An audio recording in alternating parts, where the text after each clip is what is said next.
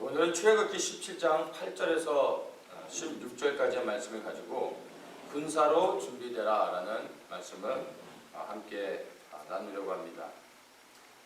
우리가 보는 8절에서 16절까지의 이 본문 내용은 이제 이스라엘 백성들이 출애굽한 이후에 이제 처음으로 전쟁을 치르는 내용에 대해서 설명해 주고 있습니다. 그런데 그 전쟁의 대상이 아말렉 족속입니다. 아말렉 족속에 대해서 잠깐 좀 보도록 하겠습니다. 이 아말렉 족속은 이 광야에서 살아가면서 어떤 농사를 짓거나 목축을 하는 그런 사람들이 아니라, 정상적으로 살아가는 사람들이 아니라 이 산 골짜기에 살면서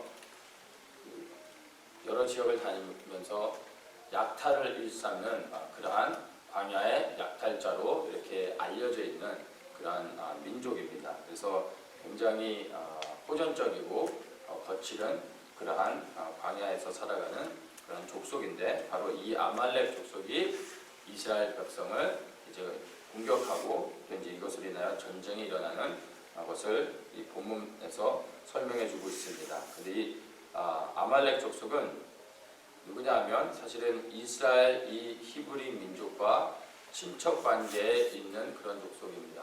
그래서 아말렉 족속의 그 할아버지가 바로 에서인 것입니다. 그래서 그 혈연 관계를 보자면은 그 친척 관계로 우리가 이해할 수 있습니다. 그런데 바로 이러한 아말렉이 이스라엘 백성을 공격하고 있는 것입니다. 먼저 본문에 대한 내용들을 간단하게 좀 살펴보도록 하겠습니다. 이제 13절에 이제 이들이 아말렉이 공격을 해와서 이스라엘이 이제 전쟁을 하게 됩니다. 그래서 여호수아가 나가서 아말렉과 싸움을 하고, 모세가 이제 손을 들면 이기고 손을 내리면 지고, 그래서 아론과 홀이 옆에서 해가 지도록 손이 내려오지 않도록 붙잡아줍니다. 그리고 이제 여호수아가 아말렉 족속을 이제 대파하는 그런 기록이 13절에 있습니다.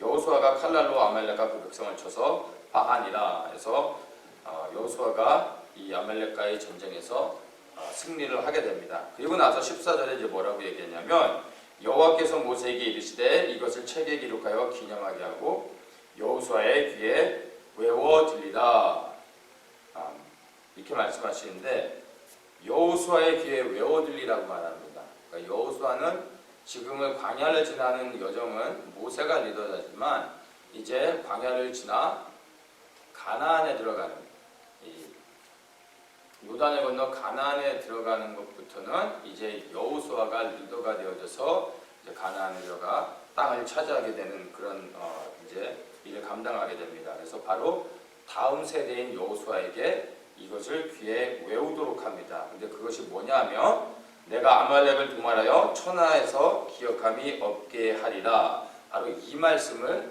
여호수아로 하여금 잊지 않도록 모세를 통해 하나님께서 말씀하시는 것입니다. 아말렉을 도말하여 천하에서 기억함이 없게 하리라, 이렇게 말씀하시면서 16절에 가로되 여호와께서 맹세하시기를 여호와가 아말렉으로 더불어 대대에 싸우리라 하셨다 하였더라. 자, 하나님께서 맹세하시면서 하시는 말씀입니다.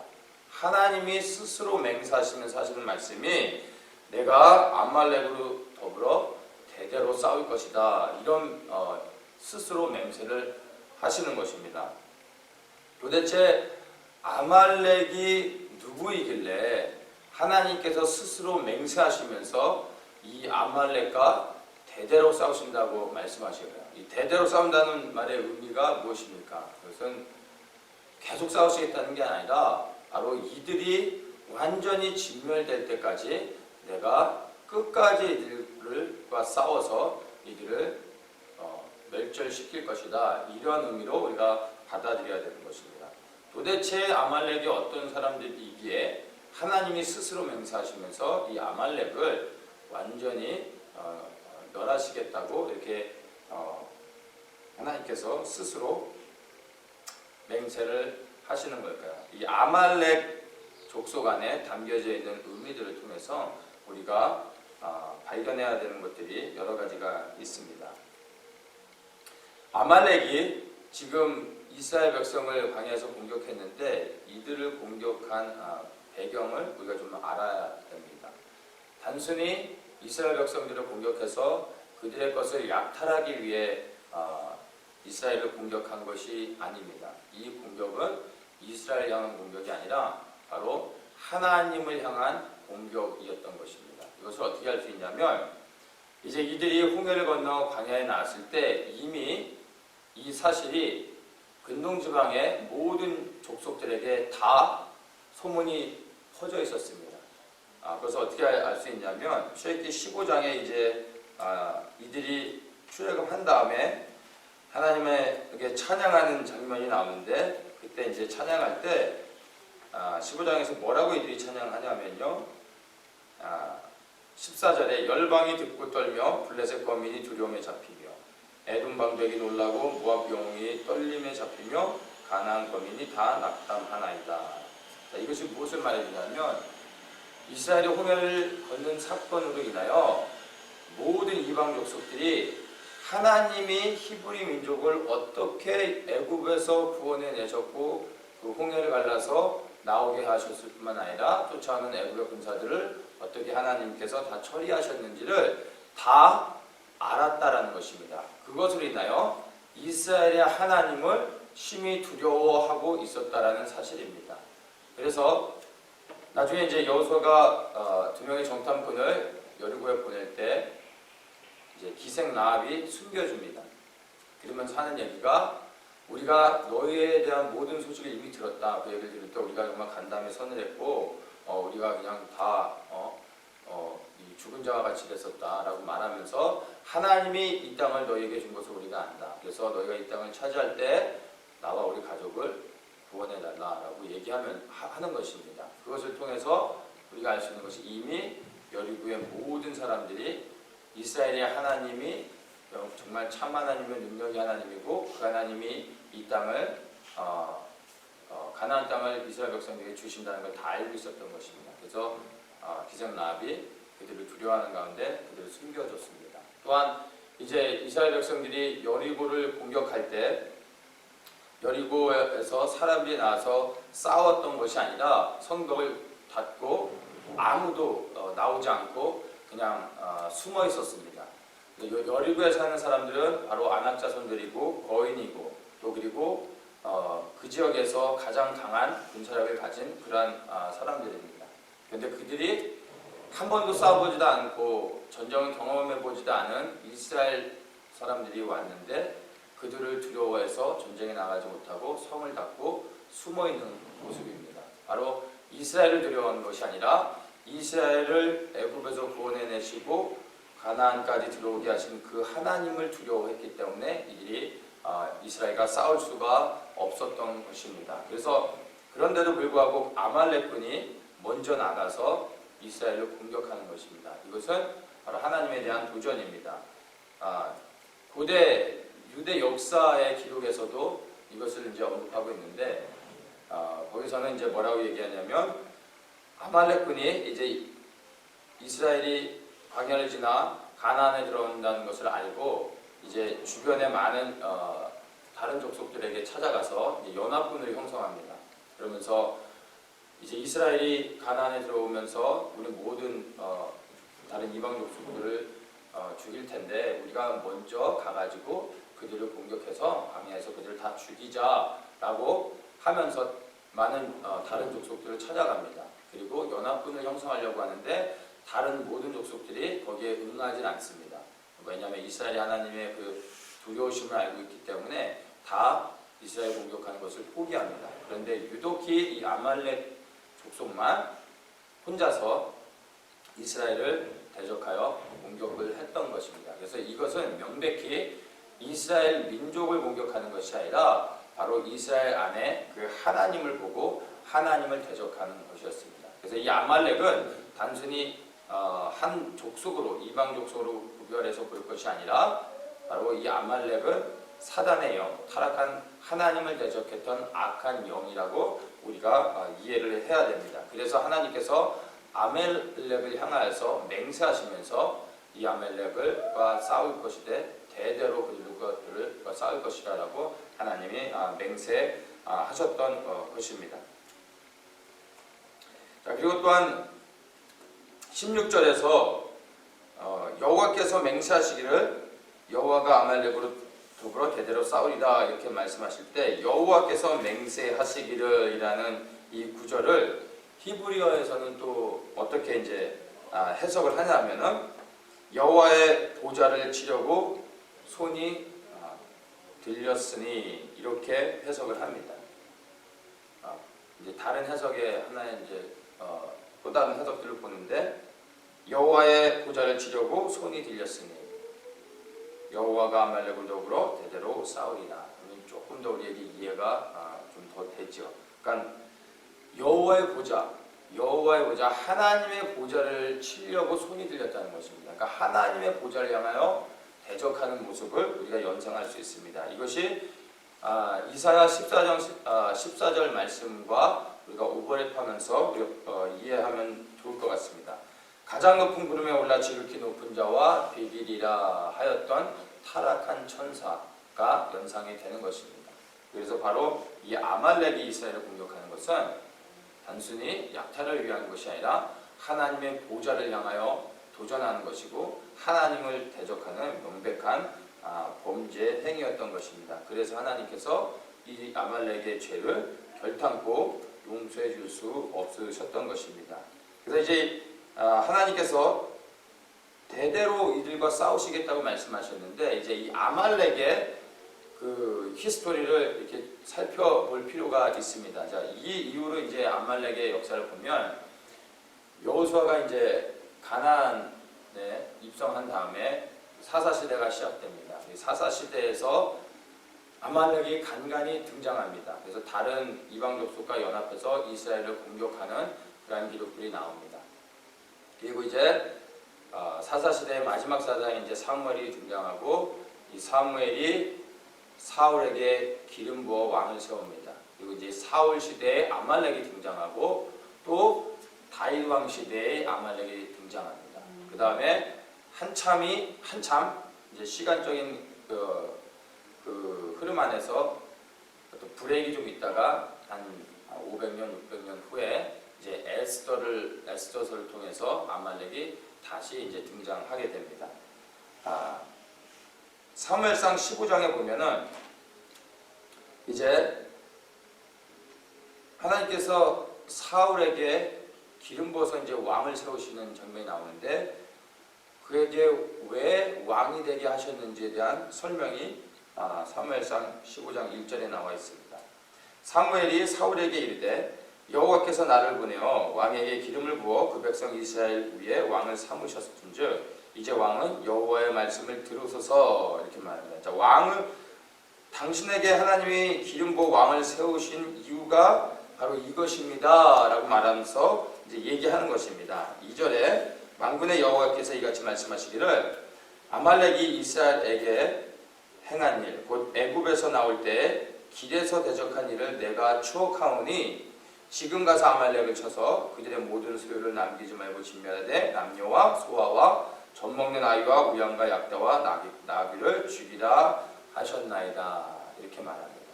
하나님이 사울에게 기름 부어 왕을 세우신 이유가 바로 이 아말렉을 진멸하기 위함이라는 것입니다. 물론 이거 하나 때문에 세운 것은 아니지만 사울에게 지금 이 장면을 통해서 왕으로 세우시고 나서 왜 그에게 왕으로 세웠는지 그리고 왕으로서 무슨 일을 해야 되는지를 구체적으로 말해주고 있는 것입니다. 바로 아말렉 족속을 진멸하라 라고 하나님께서 이제 사울 왕에게 명령을 내리신 것입니다. 자, 그리고 나서 이제 이 15장 안에 또한 사울 왕이 왕의 자리에서 패하게 되는 이유, 하나님이 왕이 되게 하셨지만 또 그를 버리신 이유에 대해서도 이야기하고 있습니다. 이제 이 명령을 받고 사울 왕이 아말렉을 대적하여 싸우러 나갑니다. 그리고 아말렉과 싸워서 이깁니다. 8절에 아말렉 사람의 왕 아각을 사로잡고 그래서 이 아각을 기억하십시오. 아말렉 사람의 왕 아각을 사로잡고 칼날로 그 모든 백성을 진멸하였을 때, 자, 완전히 그들을 전쟁에서 완전한 승리를 거뒀는데, 자, 9절에 뭐라고 얘기하냐면 사울과 백성이 아각과 그 양과 소의 가장 좋은 것 또는 기름진 것과 어린 양과 모든 좋은 것을 남기고 진멸기를 즐겨 아니하고 가치 없고 낮은 것을 진멸하니라. 하나님께서는 모든 것을 다 진멸하고 남녀노소 상관없이, 그리고 모든 어린아이들과 우양과 약단 아기 모든 가축들까지 다 죽이라고 말씀하셨는데, 사울이 좋은 것들은 다 남겨놨다라는 것입니다. 자, 이것 때문에 11절에 이제 하나님께서 내가 사울을 세워 왕 삼은 것을 후회하노니 그가 돌이켜 나를 쫓지 아니하며 내 명령을 이루지 아니하였음이니라, 이렇게 이제 말씀하십니다. 그리고 26절에 사무엘이 사울에게 이르되 나는 왕과 함께 돌아가지 아니하리니 이는 왕이 여호와의 말씀을 버렸으므로 여호와께서 왕을 버려 이스라엘 왕이 되지 못하게 하셨음이니이다. 15장에 사울 왕을 왕으로 세우신 이유와 또 사울을 버리신 이유에 대해서 이렇게 설명해 주고 있습니다. 그래서 이 사울이 아말렉과 싸워서 이겼지만 하나님의 말씀에 온전히 순종하지 않았습니다. 아말렉 사람들을 살려줬습니다. 그것은 이 단순히 하나님 말씀에 불순종한 그 정도의 차원이 아니라, 지금 이 아말렉이 하나님에게 어떠한 존재인지를 우리가 생각할 때 바로 하나님의 원수를 그들이 놓아준 것입니다. 그래서 하나님으로서 결코 용납할 수 없는 것이죠. 여기서 이제 우리가 잘 아는 순종이 제사보다 낫다라는 말이 여기서 나온 건데, 여기서 순종은 단순히 그냥 하나님께 순종하는 그러한 문자적인 순종이 아니라 바로 하나님의 그 대적을 그가 살려준 것에 대한 그 불순종은 바로 하나님의 대적의 편에 서는 것입니다. 하나님이 용서하실 수 없는 일입니다. 바로 이 하나의 사건 때문에 사울 왕이 왕에서 이제 버림을 받는 그러한 사건이 생겨나게 됩니다.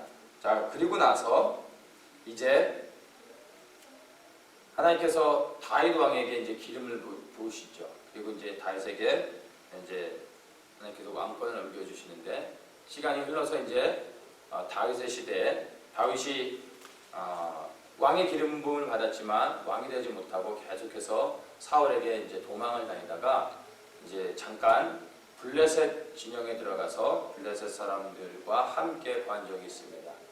그런 상황에서 이스라엘이 블레셋과 이제 싸우게 되는데, 블레셋 편에 서 가지고 이스라엘과 싸우러 나오게 됐었습니다.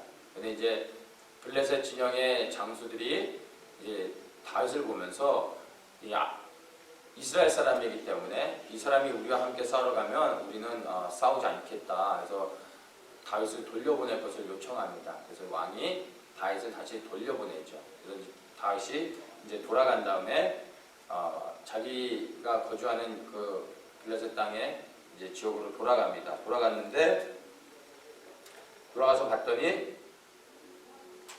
자기들의 모든 가족들, 어린아이들 포함하여 아내들과 그리고 모든 소유, 가축들, 그 모든 재산을 약탈당한 상태입니다. 근데 그걸 누가 약탈해 갔냐면은 바로 아말렉 족속이 와가지고 다윗과 다윗에게 속한 모든 가족과 그 가축들을 약탈해서 이미 돌아간 상태인 것입니다.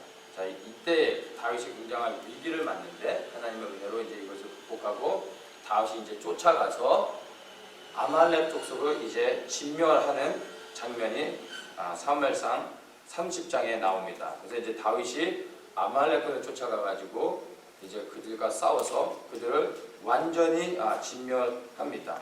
그것이 이제 17절에 나옵니다. 사무엘상 30장 17절에 보면 다윗이 새벽부터 이튿날 저물 때까지 그들을 치매 약대 타고 도망한 소년 400명 외에는 피한 사람이 없었더라. 자, 이렇게 말합니다. 자, 다윗이 아말렉을 쫓아가서 완전히 진멸하는 장면인 것입니다. 여기서 400명이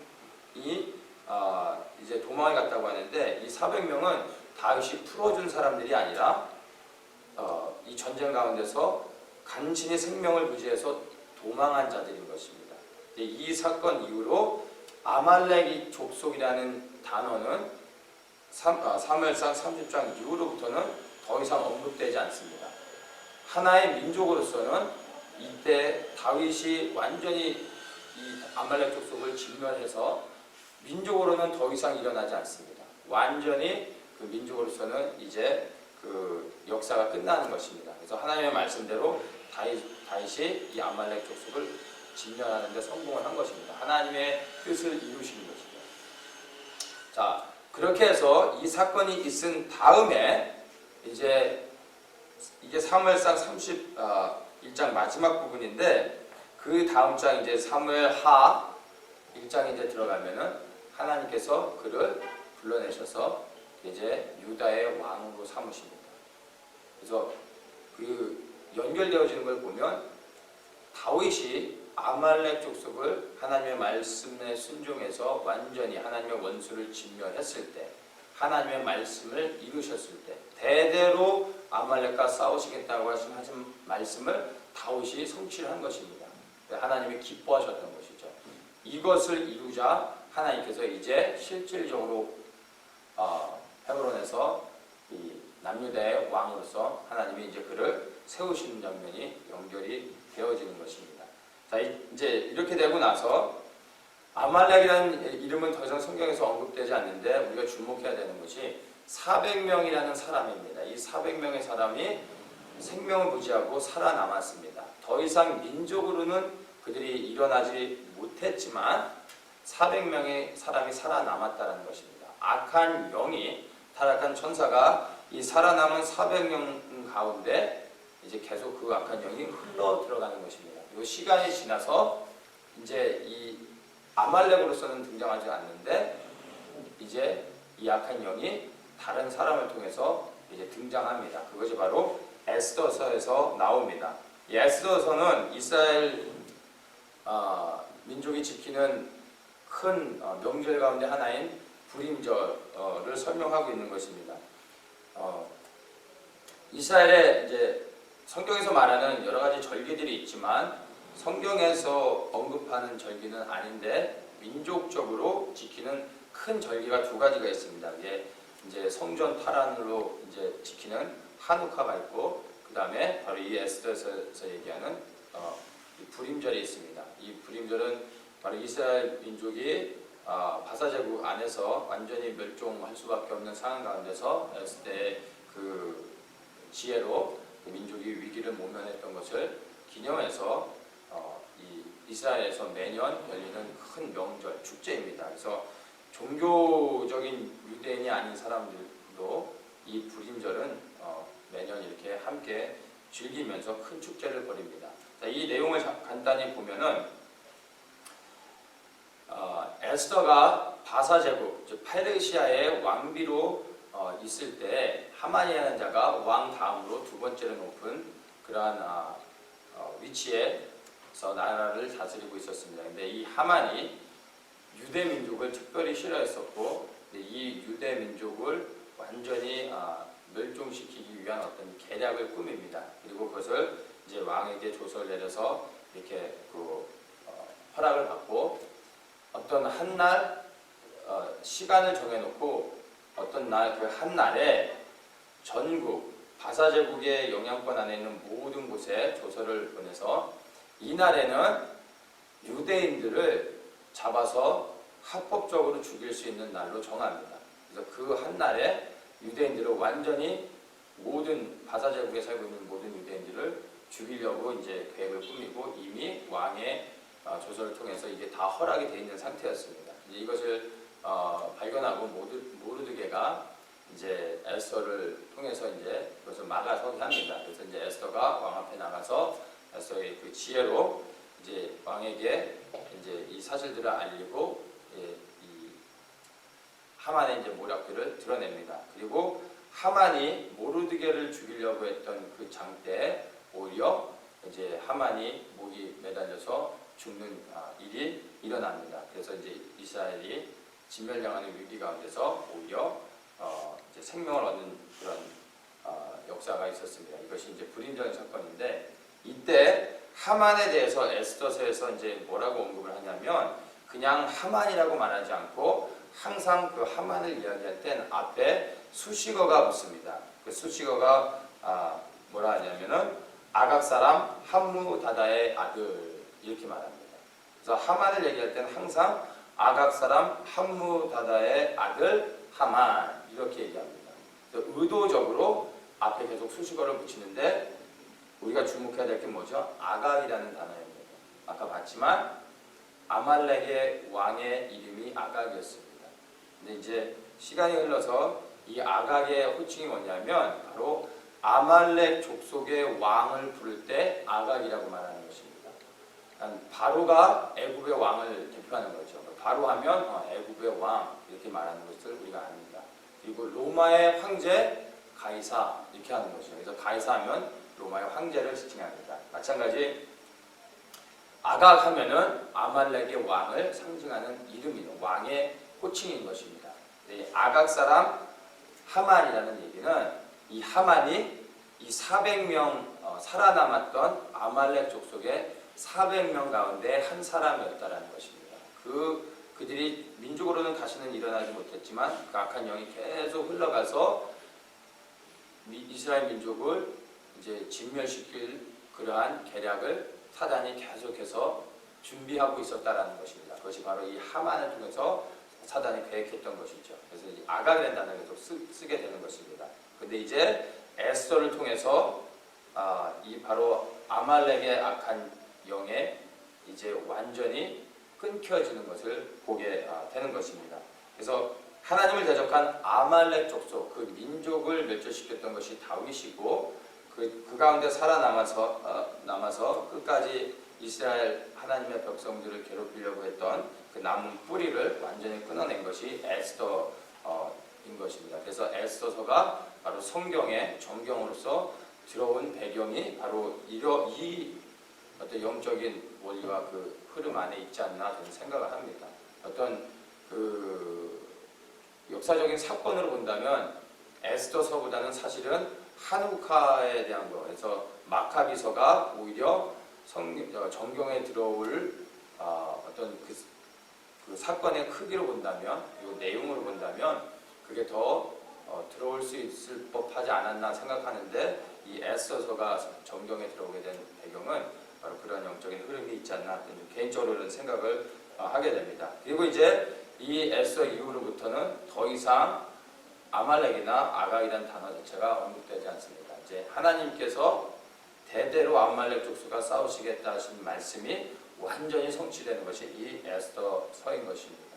이렇게 해서 이제 아말렉의 역사는 이제 끝나게 되는 것입니다.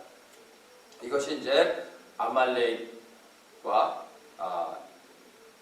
싸웠던 이스라엘 백성, 광야에서 아말렉과 싸웠던 이스라엘 백성들 안에 그 아말렉에 대한 의미들을 우리가 좀 이해해야 되는 부분입니다. 이제 본문에 돌아와서 한번 보도록 하겠습니다. 자, 이들이 출애굽한 이후로 줄곧 먹는 것, 마시는 것으로 인해서 계속해서 하나님을 원망하고 불평했던 사람들인데, 아말렉군이 공격해서 들어오자 이들이 언제 그랬냐는 듯이 일사불란하게 움직이면서 모세의 지휘 아래 여호수아가 싸울 자를 택하고 나가서 실제로 싸울 때 모세는 높은 산에 올라가서 손을 들고 이 아론과 홀이 또 손을 해가지도록 붙잡아주면서 승리를 하게 됩니다. 그래서 합력하여 손을 이루는 그러한 장면이 바로 이 우리가 본문을 통해서 이제 보게 되는 것입니다. 이들이 광야에 나와서 보여줬던 모습과 완전히 달라진 모습들을 우리가 보게 되는 것입니다. 그래서 때로는 우리에게 외부에서 찾아오는 위기가 우리로 하여금 이렇게 정신을 차리고 집중해서 하나님의 그 부신 가운데 나아가게 하는 그런 도구와 방법이 되기도 하는 것을 볼 수 있습니다.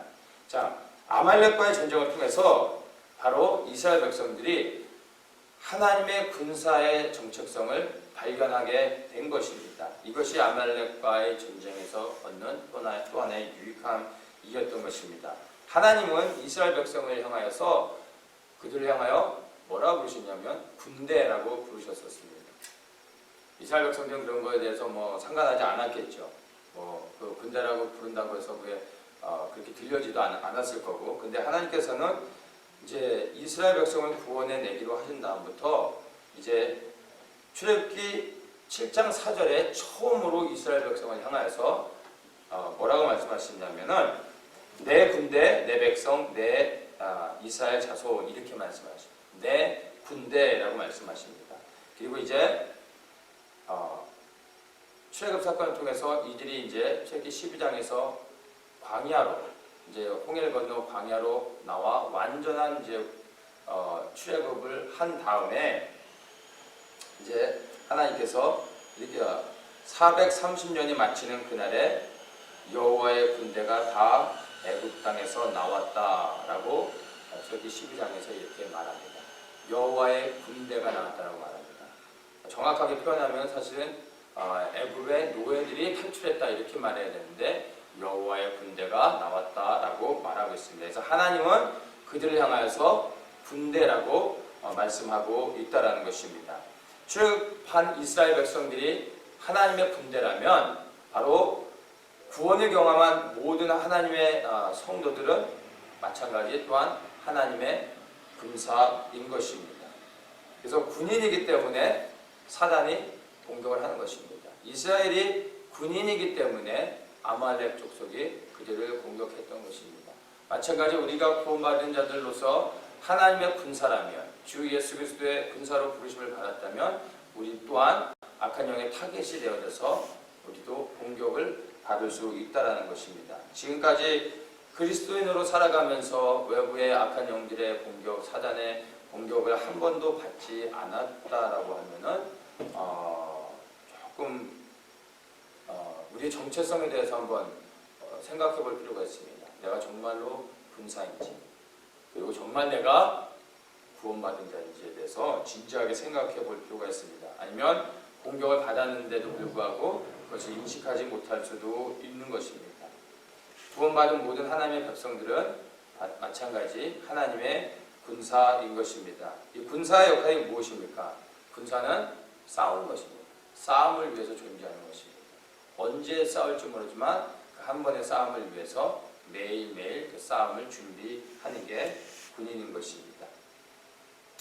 다윗은 싸워야 될 대상이 누군지 알았고 하나님의 말씀을 순종해서 그 아말렉과 싸울 때 완전히 그들을 진멸을 했던 것을 우리가 봅니다. 전쟁은 언제든지 있을 수 있고 반드시 군인이라면 전쟁을 하게 되는 것입니다. 이 영적 전쟁. 그래서 언제든지 준비가 되어 있어야 되고 그 전쟁에 참여했을 때 전쟁이 시작되면 피하거나 물러서지 않고 하나님의 말씀을 순종해서 그 전쟁 가운데서 용감하게 싸워야 되는 것입니다. 군사의 가장 큰 영광이 무엇입니까? 매번 전쟁 때마다 이렇게 저렇게 여러 가지 익스큐즈를 만들어가서 전쟁에 참여하지 않고 생명을 보존하는 게 군사의 영광입니까? 그렇지 않죠. 군인의 영광은 전쟁터에 있습니다. 전쟁터에 나가서 혁혁한 공을 세우고 많은 전쟁을 통해서 승리를 얻는 것. 그것이 군사에게 있어서는 가장 큰 영광이 되는 것입니다. 군사가 영광을 받을 수 있는 장소는 전쟁터인 것입니다. 그래서 군인은 전쟁터에 있을 때 정체성이 확인이 되어지는 것입니다. 구원받은 우리 모든 백성들은 바로 하나님을 위해 싸우는 군사로 부르심을 받았습니다. 이제 우리에게 있어 아말렉이 누구인지를 분별해야 되고 그 아말렉과 싸울 때 우리는 물러서지 않고 그들을 놓아주지 않고 완전히 여호와의 이름으로 그들을 진멸해야 되는 것이 바로 군사로 부름받은 자들의 역할인 것입니다. 자, 이 아말렉과의 전투를 통해서 인식해야 될 것이 있는데 이것은 다른 것이 아니라 약속의 땅, 하나님이 허락해 주신 약속의 땅은 그저 쉽게 들어가서 얻어질 수 있는 것이 아니라는 것입니다. 들어가서 싸움을 통해서 그 땅을 차지해야 된다는 것입니다.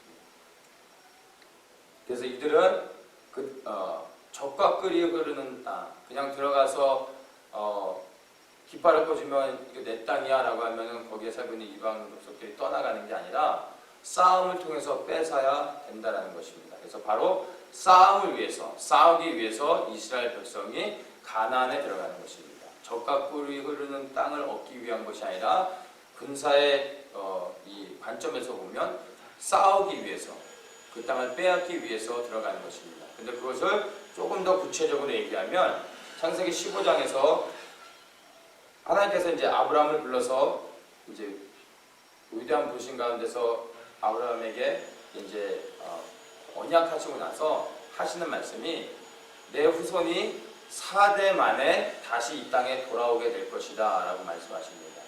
왜 4대 만에 돌아와야 되는지를 설명해 주시는데, 이는 아모리 족속의 죄악이 아직 관영치 아니하였기 때문이다 라고 말씀하십니다. 다시 얘기해서 가나안 지역에 살고 있는 이방 족속들의 죄악이 내가 그들을 심판할 만큼 죄악이 채워질 때 내가 너희 후손들을 보내서 그들을 심판할 것이다, 이런 말씀인 것입니다. 그래서 하나님께서는 선하시기 때문에 그냥 들어가서 이스라엘 백성, 하나님의 백성들의 땅을 주기 위해서 그 땅에서 선하게 살고 있는 자들의 땅을 빼앗게 하시는 그런 분이 아니십니다. 바로 그들의 죄악 때문에 하나님이 하나님의 군사들을 보내셔서 그 죄를 심판하시고, 그 죄는 바로 하나님을 대적하는 죄인 것입니다.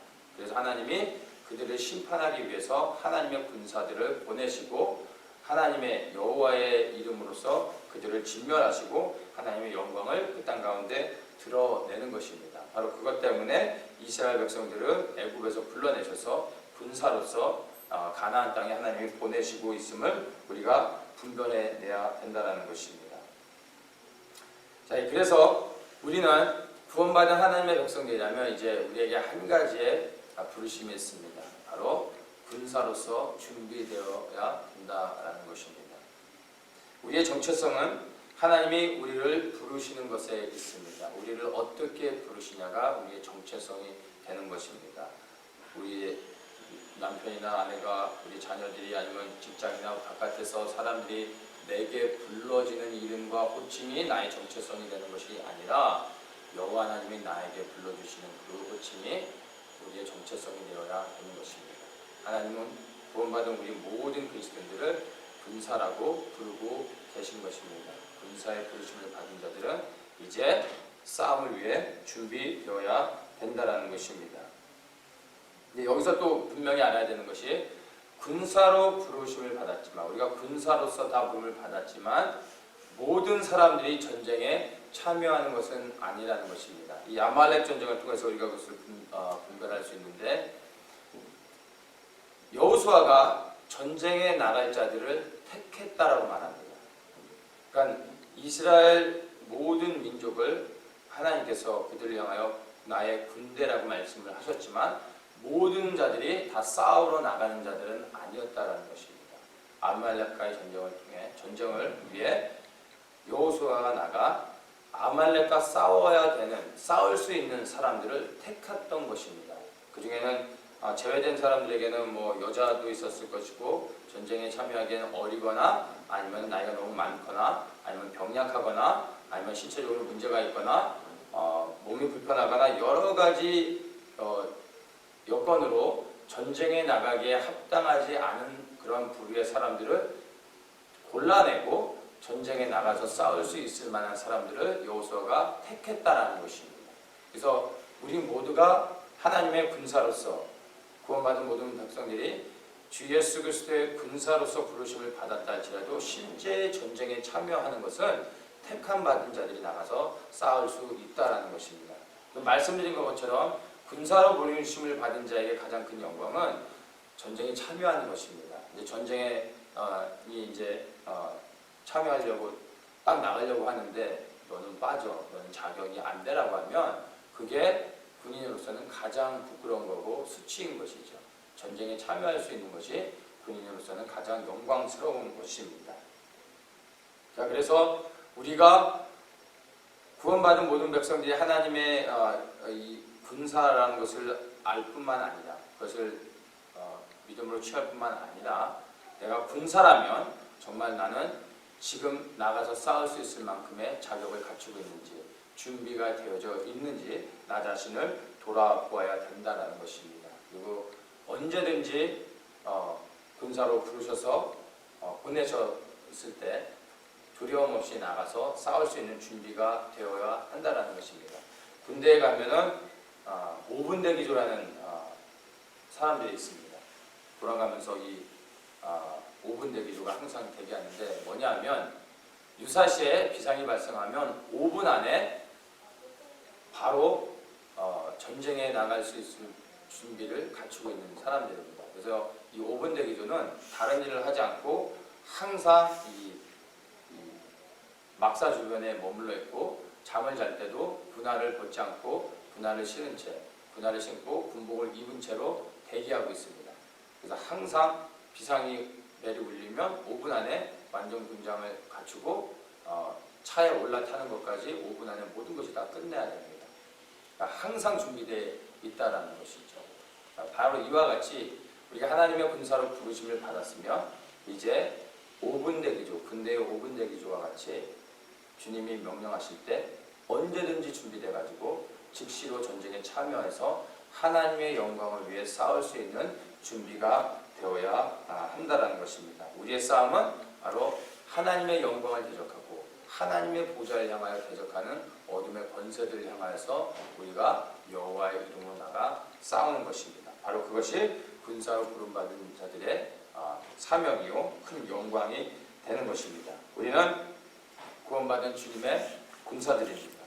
이제 그 하나님의 영광을 위한 그 영광스러운 싸움을 위해 내가 준비됐는지를 돌아보며 또한 그렇게 준비되기를 위해서 하나님께 기도하며 그 준비를 위해서 무엇이 지금 나에게 필요한지를 성령님이 주시는 지혜 가운데서 분별하면서 그렇게 군사로서 준비되어질 수 있는 여러분들 되시기를 예수님의 이름으로 축복합니다.